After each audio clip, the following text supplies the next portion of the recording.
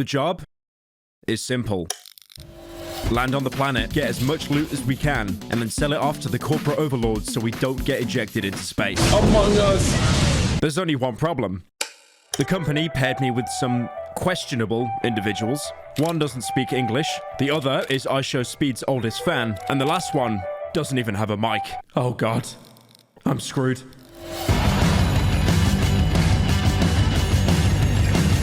Welcome to Lethal Company. The game that, if you don't have any friends, you'll have to keep joining random servers hoping that they speak the same language as you.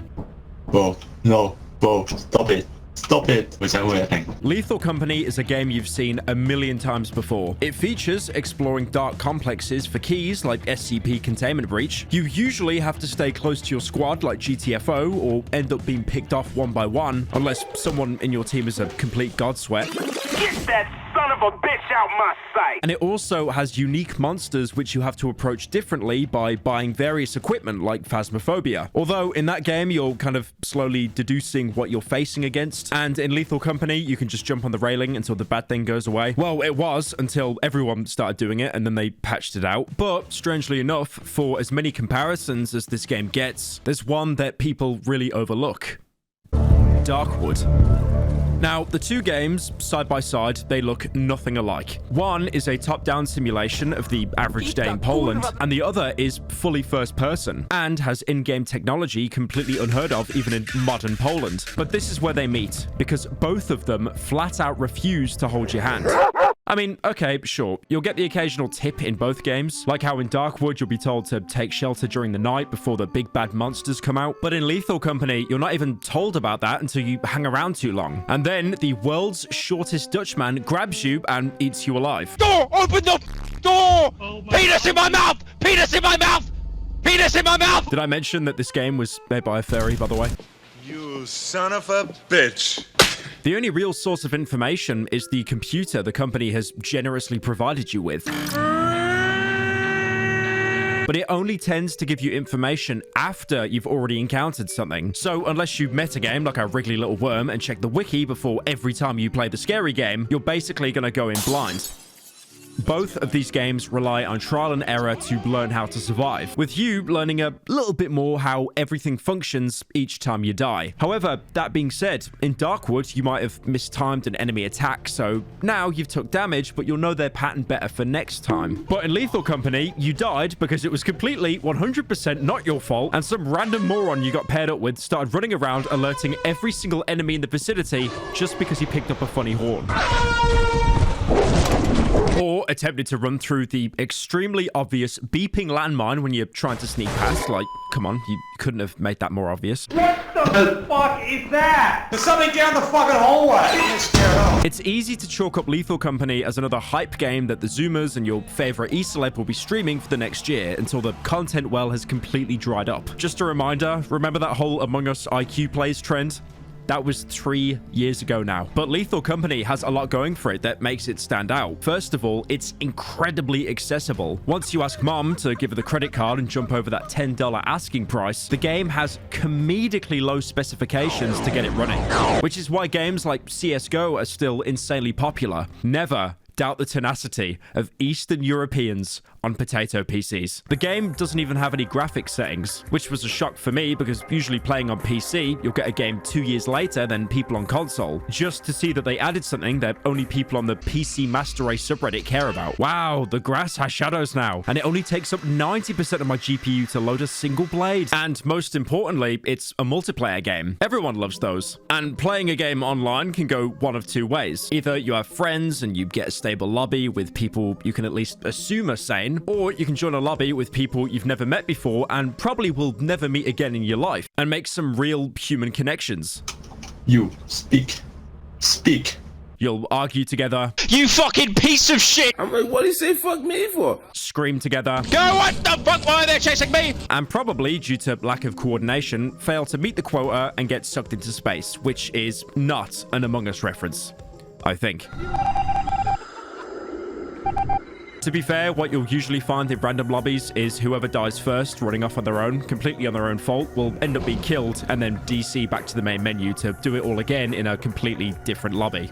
Cowards. The only way to avoid your inevitable fate is by collecting scrap across the abandoned, notice the quotation marks there, abandoned industrialized moons to meet your profit quota. You'll quickly notice the aesthetic of the game is retro-futuristic, an anticipation of what people thought the future would look like. Combining the two together, like this image I stole from Wikipedia showing a train that could fly. Did boomers really believe this stuff? There won't be any high-tech screens or neon lights like the USG Ishimura or Sprawl from Dead Space.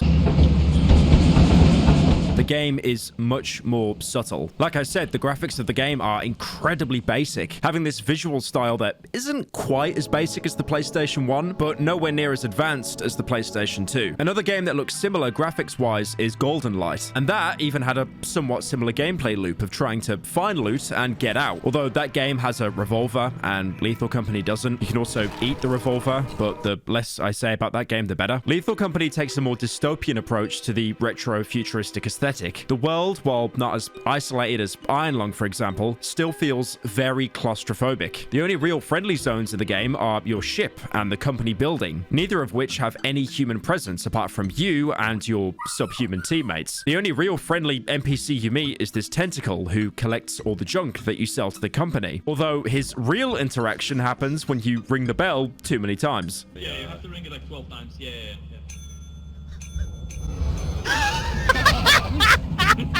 The best thing is about the bell, by the way, it gives PTSD to pretty much every new player, instantly making sure they will never even attempt to touch the bell again. Another reason why Lethal Company is so successful is because the gameplay loop is just so simple. Now, I love in-depth quests as much as the next person. You've probably seen how Baldur's Gate won Game of the Year, or the 350th video essay on Fallout New Vegas, and you recommend it, but Lethal Company has no quests apart from filling all of your pockets with loot and then getting out. And maybe, just maybe, if you get enough loot to hit the quota, you can treat yourself and the crew to a romantic dinner table. Did you know I'm utterly insane? Now, this is a survival horror game, and it comes with the typical quirks you can think of. You can sprint, the equivalent of something I'd commission running out of breath, with sprinting basically being your only early game survival tool. Your inventory space is incredibly limited to 4 slots. That also includes items you bring in with you, like flashlights or walkie-talkies. And if you pick up something large enough, you'll have to two-hand it, which means you can't pick up anything else or switch to any other items you have, meaning you're basically dead weight, so your team will have to navigate you towards the exit. Pro tip, by the way, if you ever pick up something two-handed, make sure to fill up the rest of your inventory with smaller stuff so you've got the maximum carrying capacity. The problem is this will definitely add to your total weight, so the more that you carry, the shorter you can sprint, to the point that you can't even climb ladders or even jump. Movement is everything in this game, because one of the few hints you're given not in the game but on the Steam page is to navigate and escape each planet before night falls, and trust me, you do not want to be around when that happens. And this is the core gameplay loop. It's risk and reward. I remember playing Team Fortress 2, and it's exactly how Valve explained the spy class in that game. His invisibility cloak is designed to help him in 2 key situations. The first is in getting past the front line, where players are most vigilant against enemies and most suspicious of friends not heading in the right direction. The spy is one of the most satisfying classes to play as because he has the health of a Q-tip, but if you manage to fool the enemy and get a sneaky backstab, even 16 years after the game came out, it's so satisfying. The same can be said about Lethal Company. Do you want to explore deeper into the complex to try and find more loot? But if you do, you risk being mauled to death, having your neck snapped, being blown away by a shotgun, stepping on a mine, and being eaten by a sandworm from the film where everyone has glowing blue eyes. And the layout of each facility changes every visit. When you load into a map, you'll be given a randomly generated seed, so you can never be sure about enemy placements or where to go, even for the best loot. It keeps the game fresh and the atmosphere tense on every run, the risk never really lowering, even with experience. Zeekerss, the creator of Lethal Company, actually started off on Roblox, creating a horror game called Silent Dark. Now, horror games on Roblox are definitely a mixed bag. I'm sure many of you know cult classics like Cheese Escape, where you have to collect 9 pieces of cheese while running away from a giant rat. You might say it's a copy of Slender the 8 Pages, but first of all, there's no cheese in Slender, so clearly it's superior in every single way. Looking at the gameplay of Silent Dark, it looks like a spin-off to the beloved Granny franchise. But keep in mind, Zeekerss was around 14 when this came out, so it's clear he's always had a passion for game development, even if the game just looks like Granny without the shotgun. Since 2019, the original version of the game is no longer functional, with the only way to play it now being a remake back in 2021 made by a different creator. Eventually, he moved over to itch.io, probably so he could experiment on new games without the limitations of the Roblox game engine. He first uploaded a game called Too Many Asteroids, and it's pretty basic. I mean, no microtransactions, no day one patches. It was more a test to see if he could make a game outside the Roblox engine. Amazingly, it still feels more engaging than Starfield, and lets you fly around without putting a loading screen every 5 seconds. The first game he made with a similar aesthetic to Lethal Company was It Steals. Now, this was actually a pretty popular game, with many e-celebs playing through it and doing the soy face when the scary thing happened. Now, despite it sounding like a streamer bait game, it actually had a lot of depth to it. You'd run around a maze collecting items while trying to avoid a monster. Wait, isn't that the cheese game I explained 3 minutes ago? Well, what made the game different was the enemies you'd encounter and the tools you were given to fend them off, which is something that Lethal Company would heavily expand upon with its enemy roster and item shop. The first monster you'll encounter is called Legs. This bizarre creature with a square head, red glowing eyes, incredibly long legs, and also a human nose for some reason. Shining your flashlight on Legs will either make it retreat into the maze, giving you time to finish collecting items, or it might become enraged, giving you the prompt to get out before he catches you. And if he chases you for a second time, he'll be faster than you, so it's pretty much always a game over. So you can't just purposely try to find him to fend him off with your flashlight. When you've nearly collected every item, he'll even try to disguise himself as an orb that you need to collect, changing his eyes to blue and making the sound that orbs do. The next mode, you're being chased by Legs again, but now you only have a camera flash to fend him off. On top of that, in this mode, he's always faster than you, forcing you to use the flash often. In 2021, he released Dead Seater, which looks and plays incredibly similarly to early survival horror games like Alone in the Dark, with fixed camera angles usually overlooking the character like he's being watched. The game's enemies would give you a unique game over screen, which reminded me of the PS1 game Fade to Black, which in of itself is a pretty tame adventure game. But when you died, it'd play a unique animation depending on whatever killed you, like being impaled, forgetting to moisturize, or being sucked out into space. Afterwards, he uploaded a quick project called Take Your Wish. It's incredibly short, only around 3 minutes long, but it plays exactly like those early first-person adventure games where you'd basically teleport around pre-rendered areas, looking for clues and picking up items. Except here, the only item you interact with is a candle, where a wolf jumps up on a table and blows it out for you. It's a play on how pre-rendered exploration games would always include these FMVs of characters moving around, which would be terrifying, especially if you spent the entire game looking at still images. One of the last games Zeeka's worked on before Lethal Company was The Upturned, where you'd have to explore this huge, sprawling hotel, which, out of all of his games, has the biggest similarity to Lethal Company. Now, a lot of people have been quick to point out that Zeeka's is a furry, and because of that, it retroactively removes any enjoyment that they've had from anything he's made, which, yep, is a fair point. But also, Lethal Company has made around $28 million already, and is currently outselling Call of Duty. Keep in mind, Lethal Company is half the price of a Nicki Minaj skin, and also not having 80% of its content recycled from previous game. The first time you boot up Lethal Company, you'll hear the pre-recorded voice message from your corporate overlords. Welcome to your first day on the job. This is your very own autopilot ship, where you will eat and sleep for the duration of your contract. Skipping any boring, probably important legal details. More interested in making a quirky beat, if anything. And I just want to tell you I know how to beatbox. Great asset to the company. Asset. Great asset. When you start some games, you might be given a choice on what your character is going to be. Class types having advantages and disadvantages. Even that dog shit game the day before had a class system. Although by the time this video comes out, the player base is going to be more dead than Jacob in Mass Effect 2 after being let go into the vents. Punishment for the crime of being possibly the blandest squad mate in the entire franchise. You're the stupidest guy I ever met. You're stupid. By the way, quick update on that. The day before was actually so bad, the developers had to close the entire studio while I was making this video. Just 4 days after the game released, which should probably tell you everything you need to know about that game. GG easy, knuckleheads. Now, despite the class systems being common in 4-player co-op games, like for example, Darktide or Deep Rock Galactic, you will find none of that here. Everyone starts off at rock bottom, with every player starting as an intern and the only tangible progression being made by earning money to buy more equipment for you and the ship. There is a rank system, but it is pointless, by the way. Now, I'm not talking like Call of Duty prestiging pointless. It is entirely pointless. At least with old cards, when you prestiged, you could like brag about it in a lobby. But all this does is show a nameplate on your suit and is only really there so you can bully people who join as an intern. Baby man, little baby man, little baby man. Now, the game does have difficulties, but they're more like hidden difficulties. That being normal, hard mode, and Randy Random. Normal mode is playing with friends. I mean, you know each other. You maybe can even strategize and reliably work as a team, and you probably won't end up hating each other by the end of your run. Are you crazy? You're fucking paranoid. You are. Then there's hard mode, where you have no friends and you play the game entirely on your own. This is probably the closest Lethal Company turns into an actual survival horror game, because the moments of pure terror won't be intersected by people screaming like Scooby-Doo characters every time.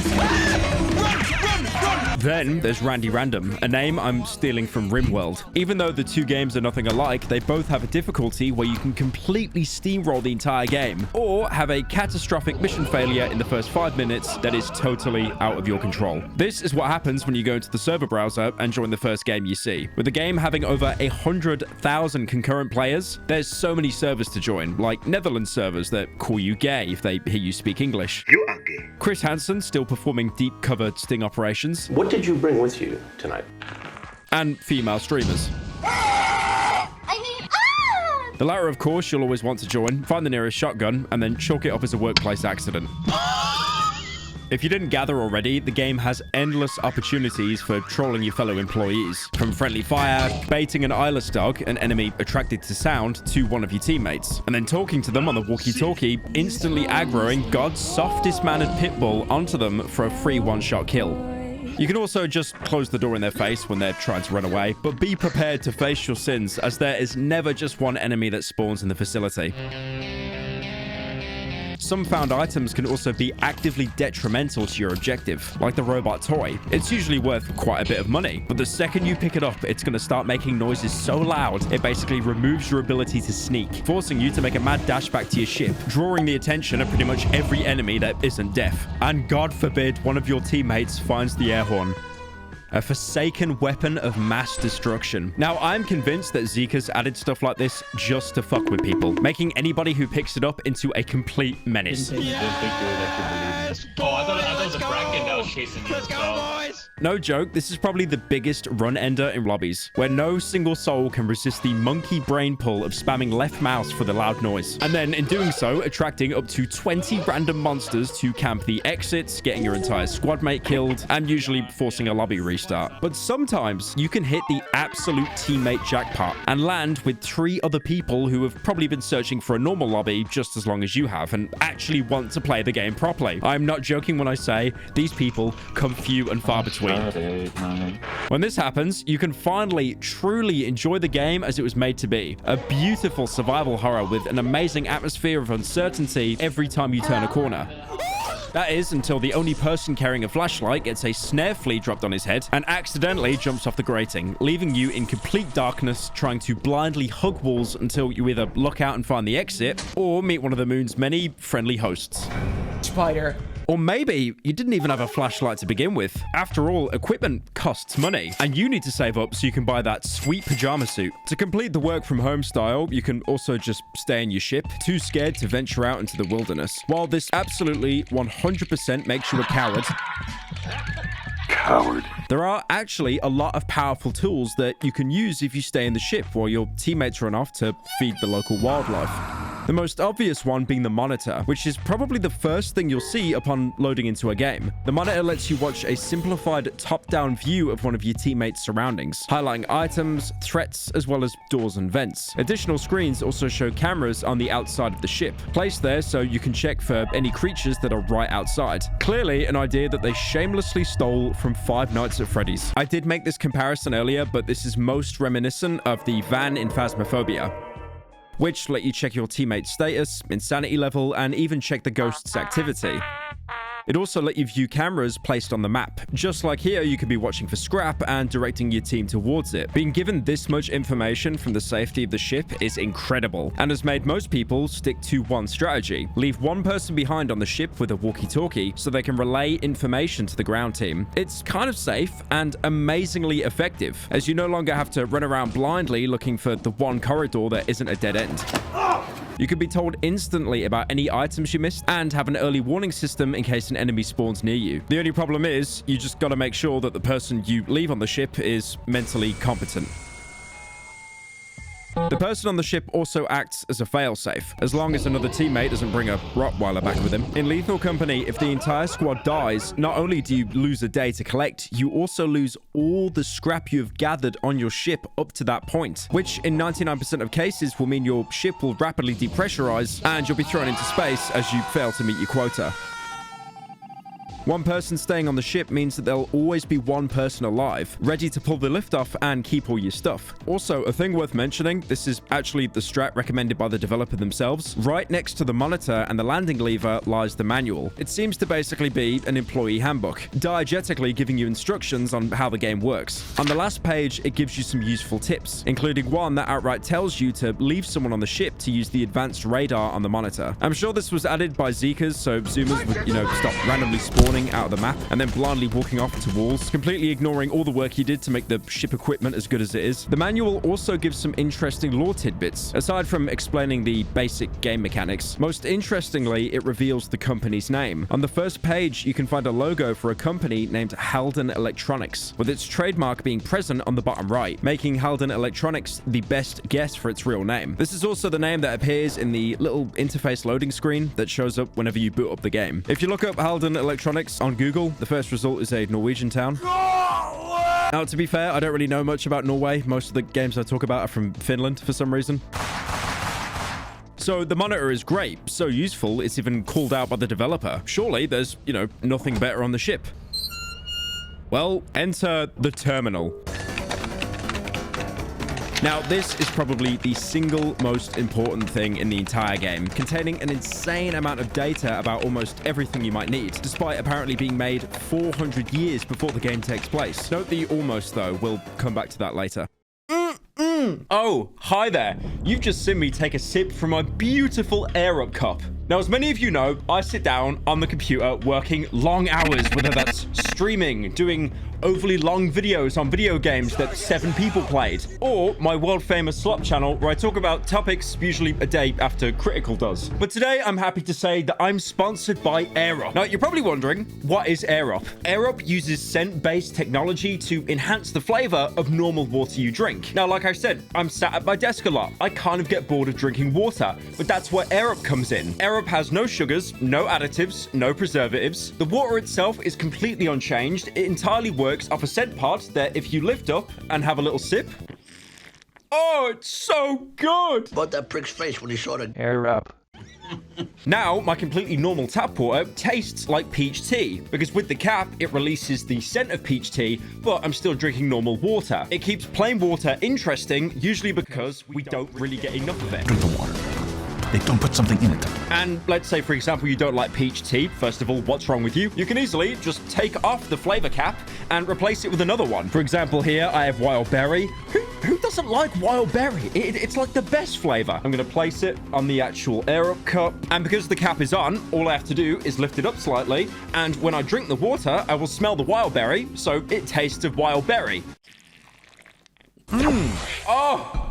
It's so good! Because again, nothing is being added into the water. It's entirely scent-based. Now, at the minute, Air-Up is having some amazing bundles, so please check out the link down in the description to bag yourself an Air-Up, because honestly, it's a really good product. Again, I know I was paid to say that, but it is something I unironically use day to day. And again, thank you, Air-Up, for sponsoring this video. Already, you might notice a similarity to Iron Lung. In that game, one of the updates added a console that you could use to read some exposition about the world, hidden beyond commands you weren't often told outright. In Iron Lung, though, the terminal was just for lore, provided you weren't using it to cheat, you scumbag.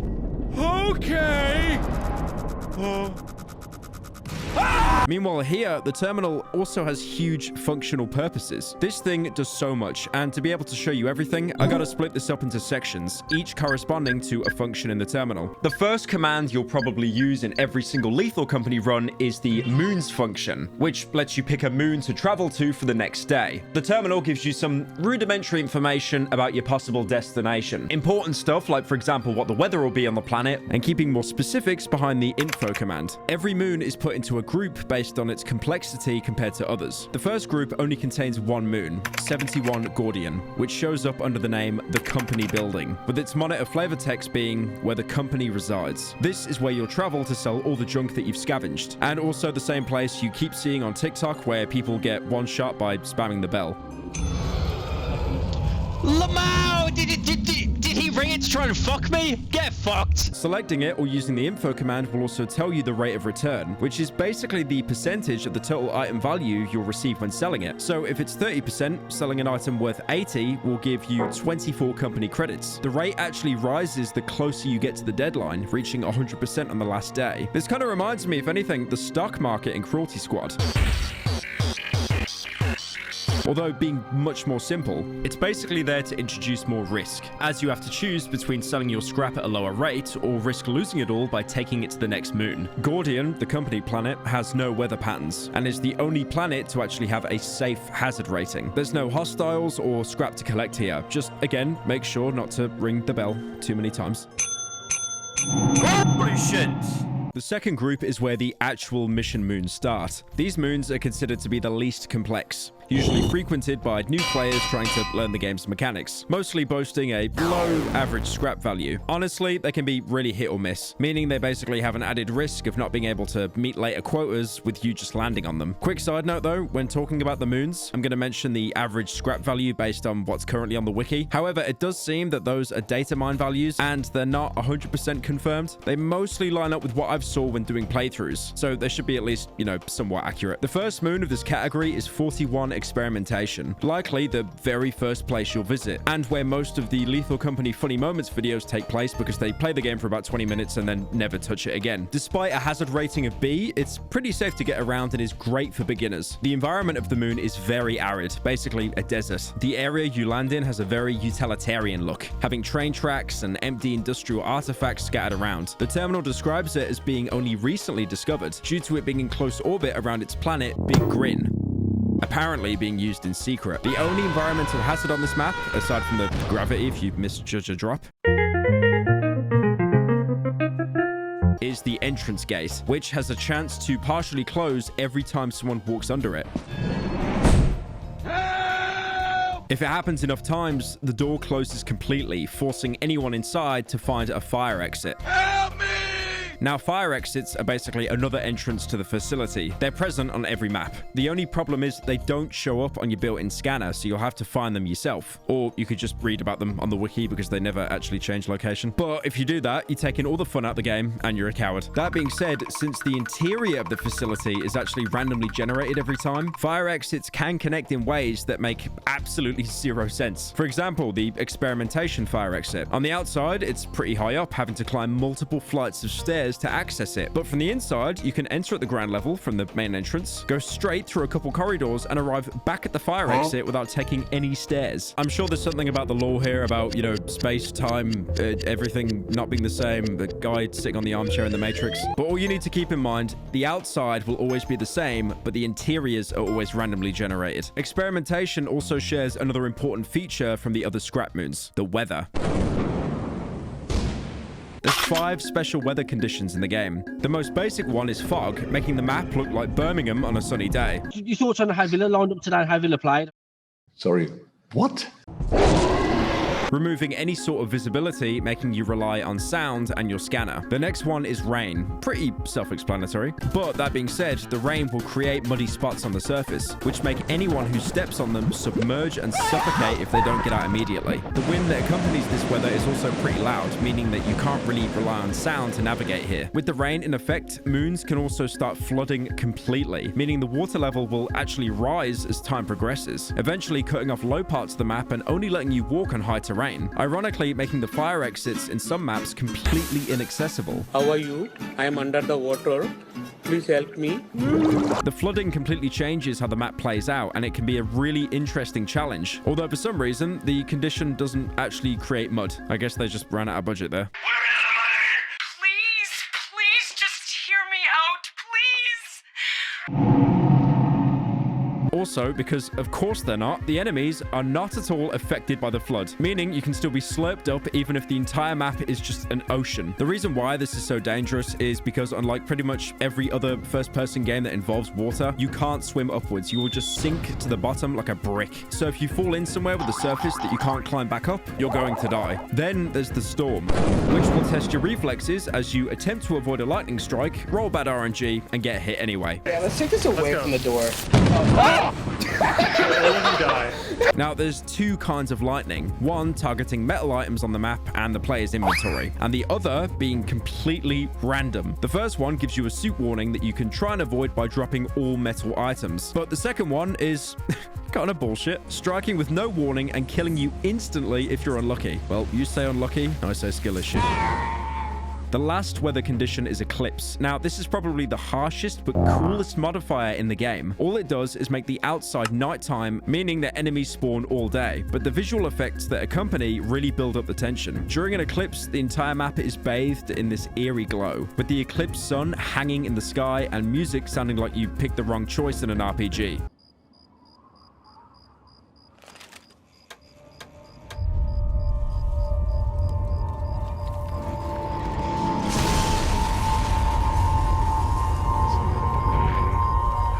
It really gives you the feeling like you're invading somewhere that you don't belong, further reinforced by the gigantic dog that's probably already outside your ship when you land, ready to kill your entire team. Despite how simple the eclipse sounds, it's incredibly dangerous, even with the game itself warning that you're about to go to an eclipsed moon. You've landed on an eclipse. Oh my god. You're not real! The next destination in the category is 56 Vow, a hilly forest moon. The terminal talks about this world showing signs of colonization on multiple of its continents, but with no signs of life remaining, with no clear idea what happened. Despite being in the easier category and having the hazard rating of C, the entrance of the facility is pretty far away from the landing site, forcing you to trek almost the entire map just to carry some old brushes and a cookie pan back to the ship. Its main environmental hazard is the bridge leading to the main entrance, which at random points can entirely collapse under your weight.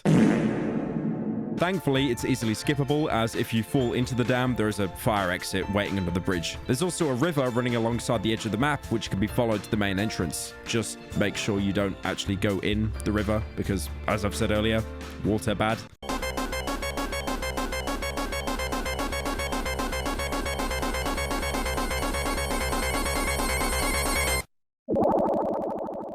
Vow has a lot of plant life on the surface, which is probably why you can often encounter circuit beehives. These things can boost your scrap value a lot, having an average price of 121 credits, but unfortunately require actual teamwork, making it a great tool to use in random lobbies as a forced trust experience, forcing a person to pick up the beehive while you try to bait the bees away. Now, you'd probably think, seeing a beehive out in the open, you haven't even gone into the facility yet, and it's worth a lot of money. What's the problem? The problem is, as soon as you go to the beehive, the bees will instantly become aggroed and start chasing you until they go back to their beehive or sting you to death. Oh, and if one of you, manages to pick up the beehive, well, let's say you've managed to bait the bees and someone else has picked up the beehive. Well, now because the bees are basically homeless, they're going to try and take residency in your brain, stinging your head with enough electricity that you basically flatline on the spot. But if you're a real sweat, there is a strat to getting the beehive solo.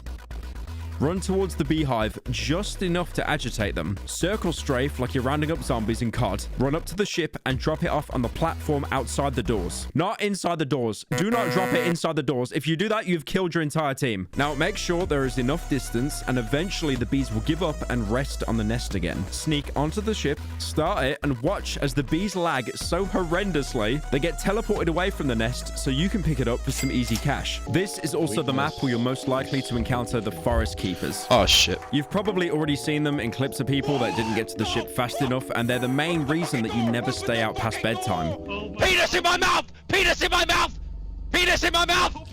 Penis in my mouth! Open the fucking door! They look like something that came out of Cruelty Squad, being a vaguely humanoid fleshy mass. Yes, I know this is the second Cruelty Squad comparison, but look at it. What else could I compare it to? Fucking Alan Wake?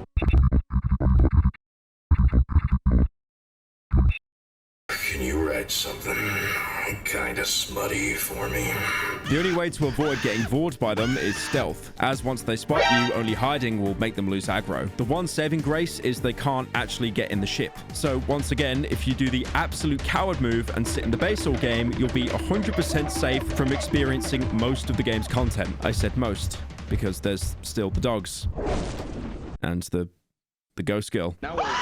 Fucking Jesus Christ! There's nothing there. What the fuck are you Just talking help about?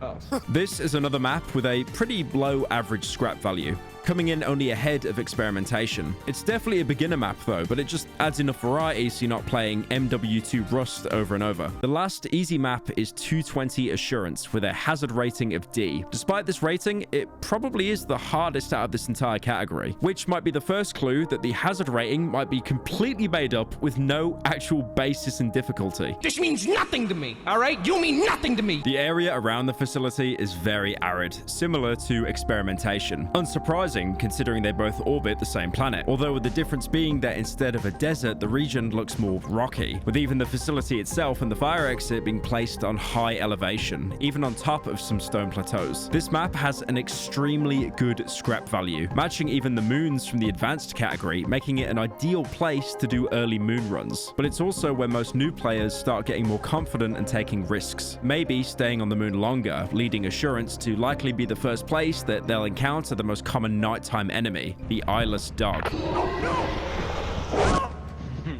While this game does incentivize teamwork a lot, teammates, unsurprisingly, are your biggest danger.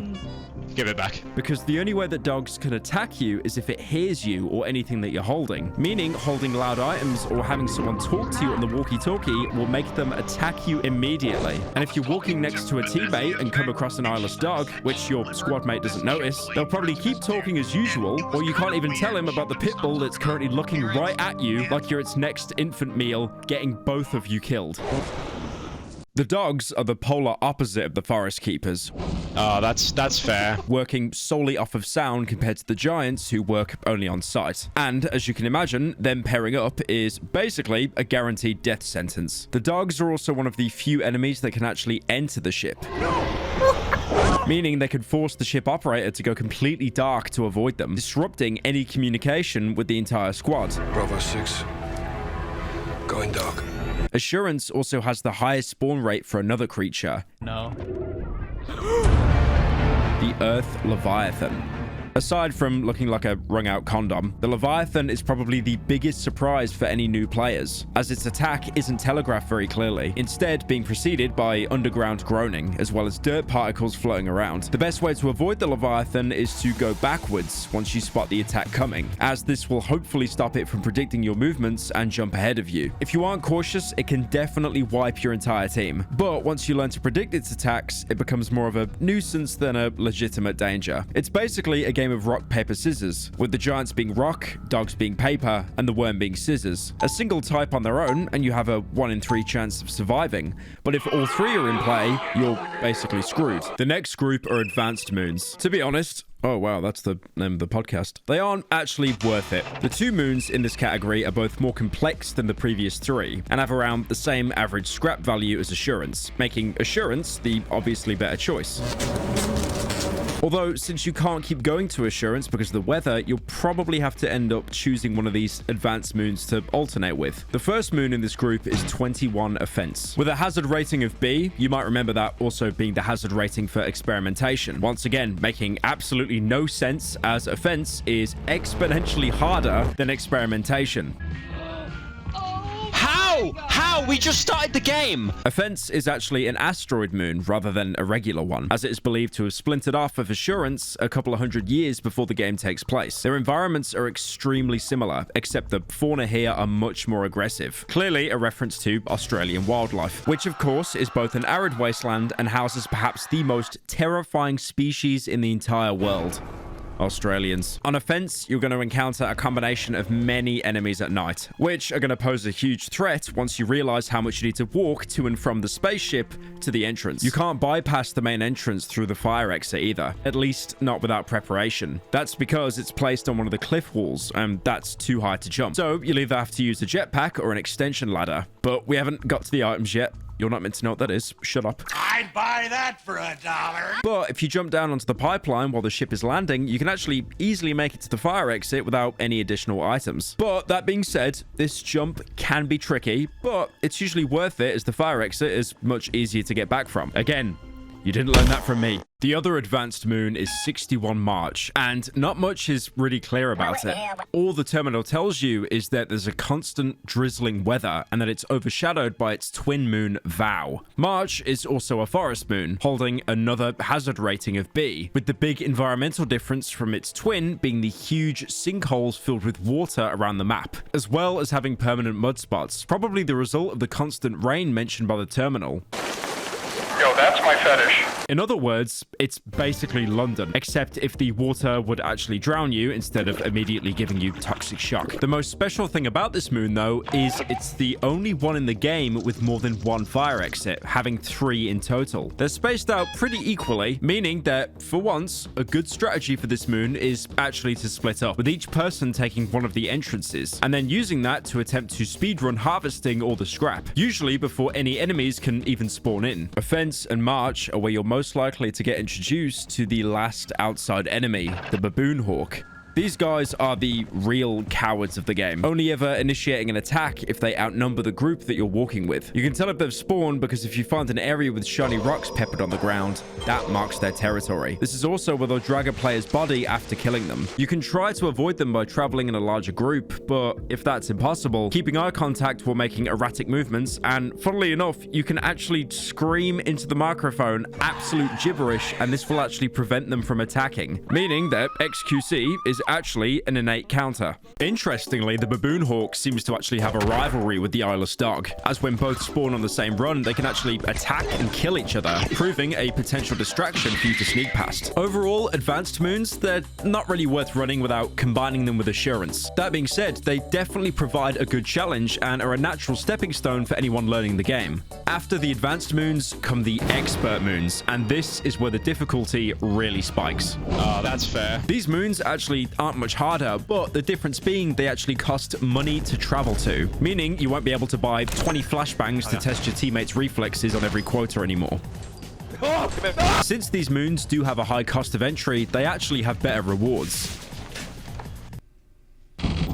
Again, following the risk-reward system that I talked about earlier, the average value for the cheapest moon out of the 3 is more than double that of either of the advanced ones. Though this is where you might run into some weird logic. The cheapest paid moon, Rend, costs 550 credits to travel to, and has an average scrap value of around 1300, meaning it will, on average, bring you around 800 credits in profit. Except Rend is much more difficult than, for example, Assurance, meaning that you'll probably pick the moon clean or come back with nothing, and still having to pay the price to get there in the first place. Despite this, any paid moon is automatically worth way more in the later stages of the game. This is because the way the company checks your quota has nothing to do with actual profit. The cost of travel isn't taken out of the quota, it's taken out of your pocket. Meaning, if you take a trip to Rend and come out with, say, 900 credits worth of scrap, even though you paid the 550 credits to make it there, you'll still be able to fill any quota under 900. This is probably why they even have a travel cost to begin with, as this still lets you hit those late game quotas while not being an 100% way to over-earn and mess with the progression, keeping the game's flow more slow burning, like those A24 films where nothing happens until the last 5 minutes. Also, important thing to mention is that once you pay the cost to get into the moon's orbit, you don't actually have to pay again if you land multiple days in a row. Although, like I said earlier, you definitely will have to suffer through the weather effects. Again, it's another risk-reward, but with the risk slowly climbing over the reward. Like I said, the first moon in this category is 85 Rend. Now, this one has a hazard rating of A, but the difficulty hump from a proper B-rated moon like Offense is insane, with the main entrance being very very far away from the landing site, and having a high chance to spawn both the eyeless dogs and the forest keepers. Again, a very hard combination to beat, because they both play on the opposites. Giants can see you, dogs can't. Giants work off sight, and dogs work off sound. So if both of them spot you at the same time, I just really hope you bought enough flashbangs. Rend shares a lot of similarities with the next moon, 7 Dine. Now this one has a hazard rating of S, and the travel cost is 600. Both of them orbit planets that orbit the white dwarf stars, possibly even the same one. These moons are so similar that the terminal gives the exact same info description for both of them, mentioning how they're basically inhospitable because of the cold, and that multiple famous travelers have actually gone missing on both of them, presumably searching for the one PS5 game that doesn't come out on PC 3 years later. Their environments are basically the same, featuring a cold wasteland with perpetual blizzards that extremely limit your visibility, which I'm sure sounds like home for all the Finnish people watching. Thankfully, there are lanterns that are lit up that show you the way to the main entrance. The outside features all the enemies I've discussed up until now, aside from the baboon hawks, which seem to be exclusive to arid moons. The main difference between these moons is mostly just accessibility, with Rend having the entrance a bit closer to the ship, as well as a fire exit that you don't need any items to use. Meanwhile, Dine's fire exit either requires a jetpack or an extension ladder to reach. Another difference is that Rend, unlike Dine, can't be flooded. Both the moons here as well have an average scrap value of around 1400, with Dine having around 100 more than Rend, possibly to make up for the increase in travel cost and difficulty. These moons are also where you're most likely to first encounter the mansion instead of a regular facility. It can theoretically appear on any moon, but it's the default interior on Rend and Dine. The mansion's rooms tend to be much bigger than the industrial catwalks that you're used to now, furnished with bookcases, TV screens, and even fireplaces. And yes, you can steal the lamps. Money! They're also guaranteed to have a huge 2-floor entry room, which serves as the main room for the entire structure. Exploring the mansion feels much more eerie than the regular facility, probably because while the industrial feel was more disconnected, meaning encountering monsters there was more easy to rationalize, here the mansion looks like an actual living space that had to be abandoned by its occupants. You can also draw similarities from the main entrance room here and in Resident Evil 1, another game featuring a mansion taken over by monsters, probably an inspiration for Zika's, which again made the Dead Seater game that I mentioned earlier. The mansion's different layout to the facility also changes the exploration loop, as the much more open spaces will show you enemies way earlier, but that being said, they can also spot you more easily. These maps are a little bit less of a maze, but they'll eventually converge on top of each other. Aside from that, the mechanics are pretty much the same, although the mansion does have a lot more objects that you can actually jump on to avoid enemy attacks, which can save your life at times. Well, some enemy attacks. I mean, if a guy's got a shotgun, you're basically dead either way. The last and most expensive moon in the game is 8 Titan, hazard rating S+. Now this costs 700 to travel, but this is easily the most distinct moon in the game. The actual environment is similar to other expert moons, having a frozen landscape with a snowstorm, but the main difference is that the facility's entrance is right next to the landing site, just up about 20 flights of stairs. Even the fire exit is only really a few meters away from the main door, meaning this is probably the best moon to speedrun, also having the highest average scrap value in the game at around 1600. The trade-off, apart from the insane price, are the nighttime creatures, since they will almost always spawn right next to your ship as the actual map is really small, and enemies can also climb staircases, only being stopped by the ladder right at the top. Meaning you'll probably spend loads of time getting scrap, avoiding monsters, and then you'll go outside and then enter a staring contest with 2 dogs and a forest keeper. I'm dead. I'm dead! Fuck! That being said, if you even make it outside, because Titan has easily the most dangerous interior in any moon in the game, with even the terminal placing basically all of its importance on the facility inside, calling it gigantic, and the fauna tab only mentioning how dangerous entities have been rumored to take residence in the vast network of tunnels. This is the end game of all destinations, and should only be attempted if you're already very in touch with the game and have tons of equipment to fall back on just in case. Also, Titan is actually a real-life moon orbiting Saturn, even featuring a similar climate as its average temperature, being around negative 180 Celsius. No, I'm not doing Fahrenheit. Go away, Americans. Now, although the similarities are there, I don't think this is like our real-life version of Titan. But lore-wise, it could have actually been named after the real-life Titan that we have. After going through all the moons, you might notice the numbers before their names. This is probably related to the order that they were discovered in, with 7 Dine being the first one and 220 Assurance being the last one. Oh, fuck, okay. I didn't know I had that mod on. Already, you can blatantly see that the terminal is absolutely indispensable. But what if I told you that even everything I said about the monitor before can also be done on the terminal and better? No more will you have to stare at a big screen and use buttons to change perspective. Oh no, now you can watch a smaller screen, which is, to be fair, a lot more convenient. And thankfully, you won't have to learn how to use Linux to do anything. The option might seem completely redundant at first, until you realize that the terminal can actually interface with the facility of the moon you're on. This is especially useful for the booby traps that previous owners of the facilities have left inside, like for example, anti-personal landmines. It's safe. I disarmed it. I promise. Oh, okay. And anti-personal turrets.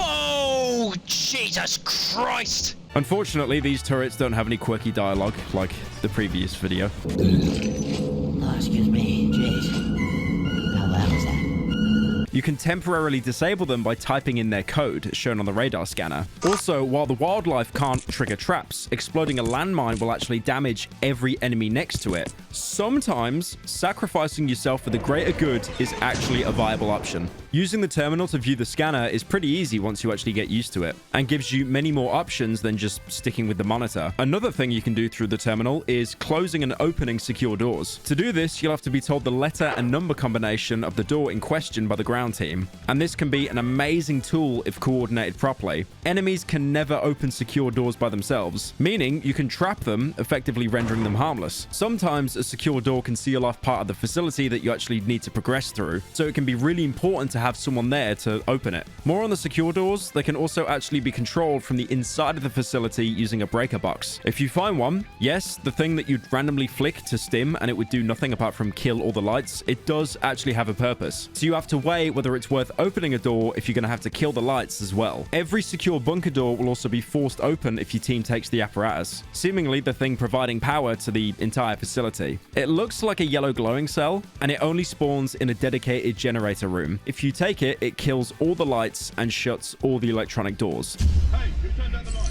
even locking anyone out from the control room from opening them for you. It also gives you a warning about a possible Fallout reference. Removing the apparatus can really fuck you over if you do it early in the run, so it's always best to leave it for last. Oh my god. Don't Griefing? It's worth a stable 80 credits, so it's just about worth it. Also worth mentioning is the scan function, which shows the value for all the scrap that's currently outside the ship. For some reason though, it seems that the value is inflated by quite a lot, as when you compare it to the value shown on the summary screen after departing a planet, the actual scrap value is much lower than what the scan tells you. I don't know whether this is a bug or a feature showcasing how shit the ship really is. Know your fucking place, trash. But one thing's for sure, you should never really rely on it. With all this talk about average scrap value and credits, maybe you might have a little bit of money left over after filling your quota. So what can you do with your hard-earned credits? Once again, the terminal proves to be the real nexus point of the ship, letting you order additional equipment using the store command. The store itself is pretty simple. It shows you a list of items that you can buy, sometimes with randomly generated discounts. 60% off a stun grenade, my beloved. All you need to do to buy something is type in its name and the amount you want to buy. Anything you order will arrive the next time you land on any moon, in the form of a rocket playing perhaps the best OST in the entire game, which at the time of recording is Christmas themed.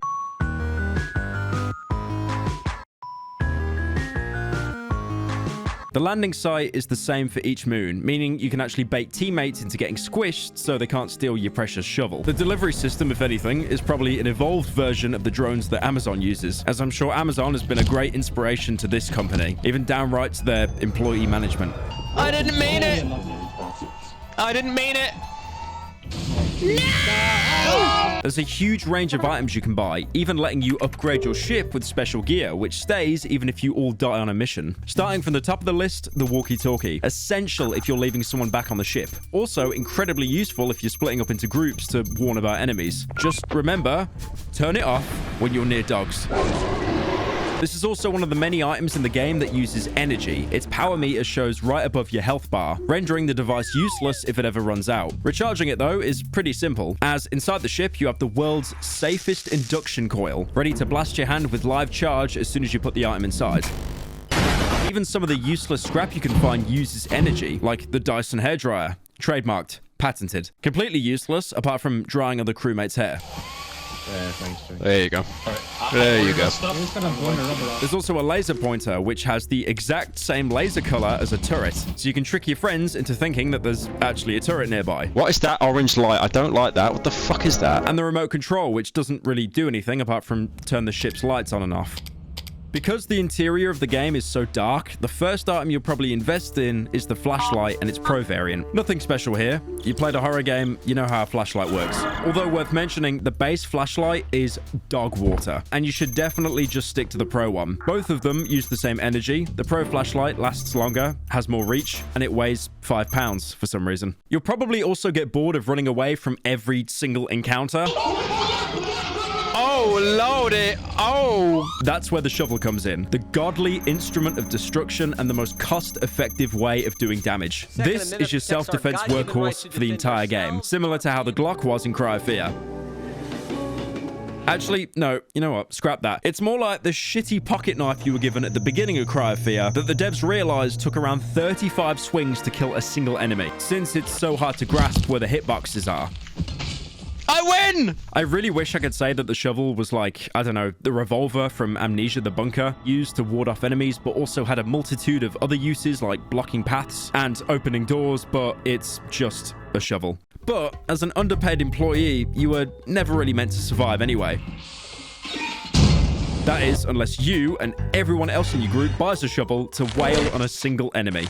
After that is the lockpicker, described as using proprietary AI to unlock doors. Now, it sounds useful, but I cannot think of a worse item in the entire game. Mostly because you'll find keys scattered around the map, which will instantly unlock any door. Meanwhile, the lockpicker, if you're stupid enough to buy one, will attach itself to a door and take 30 seconds to pry open a door. Game time, that's about 5 years. And despite it having infinite uses, unlike the single-use keys, chances are you'll get your neck snapped before you're even able to open a single door. The stun grenade, on the other hand, which, if you couldn't tell through the entire video, I've been shilling non-stop, is absolutely 100% worth it and probably the best item in the entire game. For the low price of 30 credits, you can condemn your entire crew to death by landmine or any other hazard currently present, forcing your teammates to actively pay attention and focus on the game instead of DMing their kitten on Discord half the time. Now, apart from being a troll item, they're actually really good to gain an opening if an enemy is chasing you. But let's be honest, that's not the reason you're going to buy one. The great thing about the flashbang is it will blind enemies and make them deaf, so it works on enemies that can see but not hear, and vice versa. And even after the flashbang has been used, you can still throw the empty canister to distract enemies and make a quick getaway. The next item is the boombox. Using energy like the flashlight and walkie-talkie, it really serves as a distraction more than anything. Placing it around your ship will cause eyeless dogs to aggro on it, possibly opening a path for anyone bringing scrap back to the ship. Inside the facility, however, they seem to especially attract one enemy, the Hygrideer. It's basically a slime that kills you if you stand in it for too long, following the nearest player at an extremely slow pace. It's attracted to sound, and you have a boombox that makes a lot of sound. So if you have the boombox, it'll actually speed up towards you, looking like it's dancing, I think. And it actually won't even attack the person holding it, so it's a pretty useful distraction. On top of that as well, there are mods, so you can put in any YouTube link and it will play it, so everyone in the server has to suffer.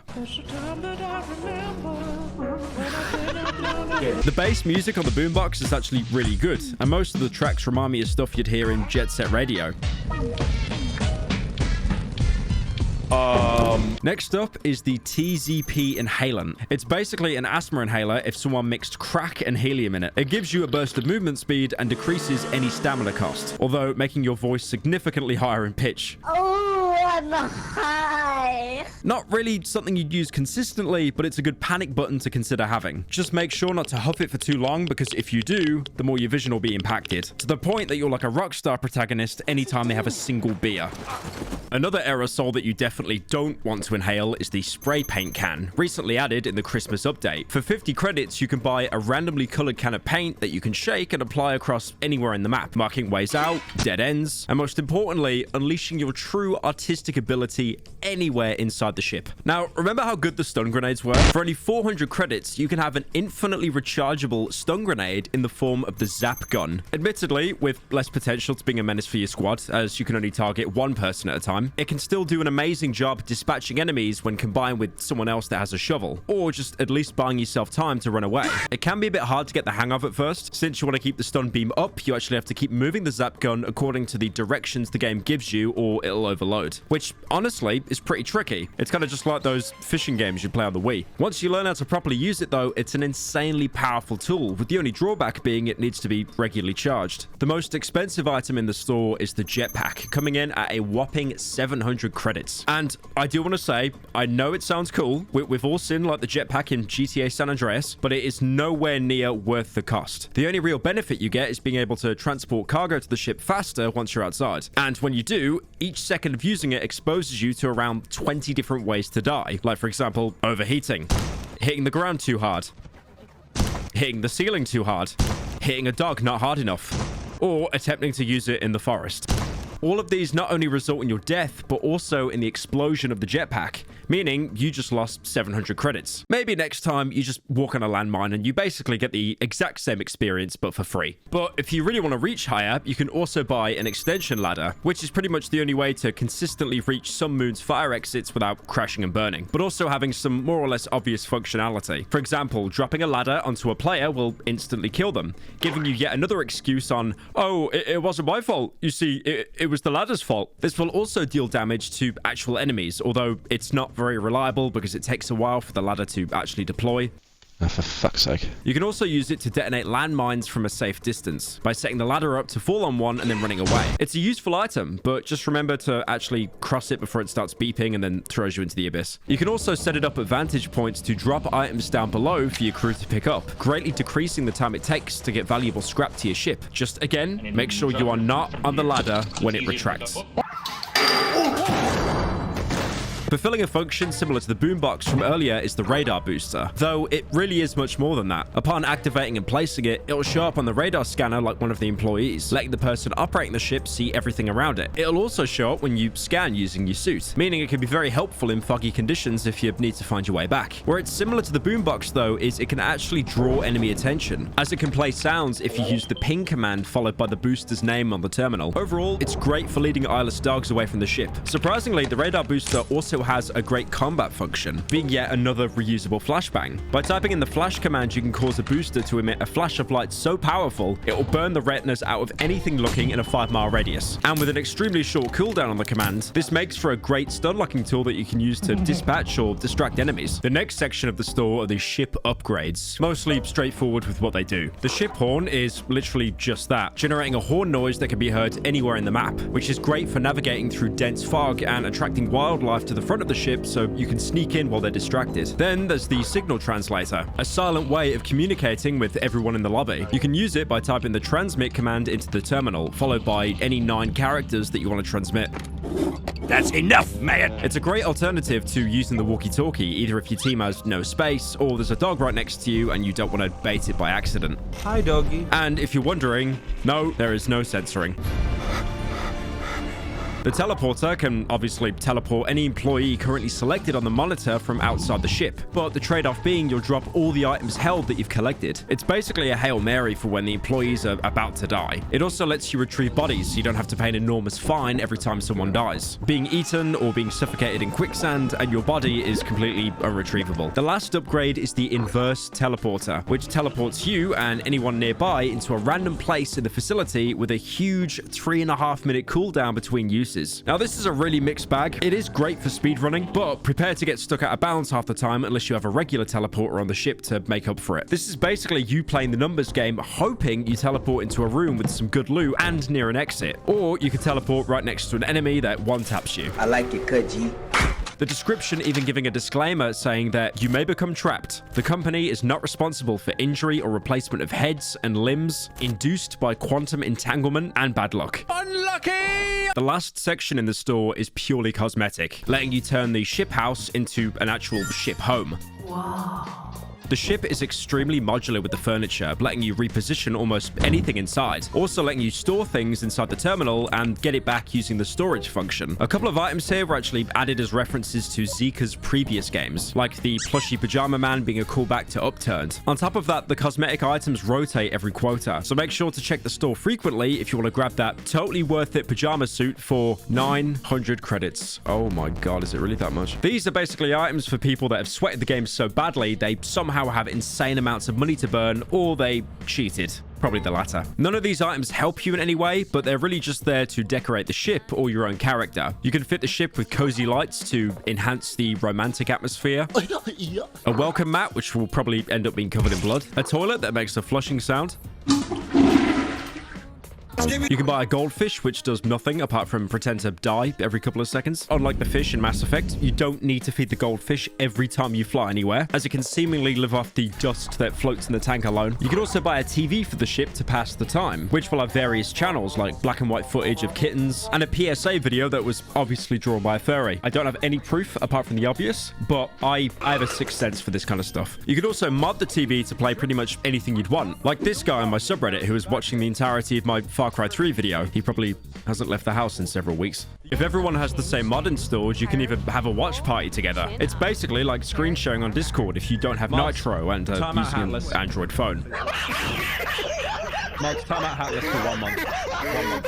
You can also buy a record player to introduce some royalty-free smooth jazz onto the ship. Pair it with the romantic table, and then feel free to confess your love to fellow crewmates. No. If that doesn't work out, then you can invest in a shower to wash away all the rejection. With all this talk about items and enemies, now is the best time to talk about what you can encounter while exploring the facilities. Initially, you're given no info about what you might find inside. However, as you play the game and scan the different variations of finished people chasing you, you can unlock terminal entries for them. This, of course, means that when you want to read about a creature, first you have to get close enough that your suit's built-in scanner can actually scan it, and then run away back to the safety of the ship, hoping your idiot teammates didn't close any doors on you on accident. Accessible through the terminal is the bestiary. This is where you can find the entries for scanned wildlife. I've already talked about the outdoor enemies, but if you manage to scan them without being chomped or grabbed, the lore implications here are very interesting. Eyeless dogs have been dubbed by the company as breathing lions because of their recognizable sound and large mouths. There's also a popular myth that because of their blindness, they regularly get into fights with each other, which is a confirmed myth because you never see this happen in game. It also mentions how if one of them spots you, it'll actually roar to snitch on you to every other dog in the vicinity, which is a death sentence if they're clustered together. The forest keepers apparently share a common ancestor with Rapax folium, a creature I'll get into soon. The eyes covering their bodies aren't real, but markings, much like how butterflies have eyes on their wings to imitate birds to scare them off. Even going on to say that they apparently have the behavior of a 5-year-old, eating anything that they find fascinating. Now, this sounds really weird, but I can vouch for this because as a child, I do remember eating a spider. Not sure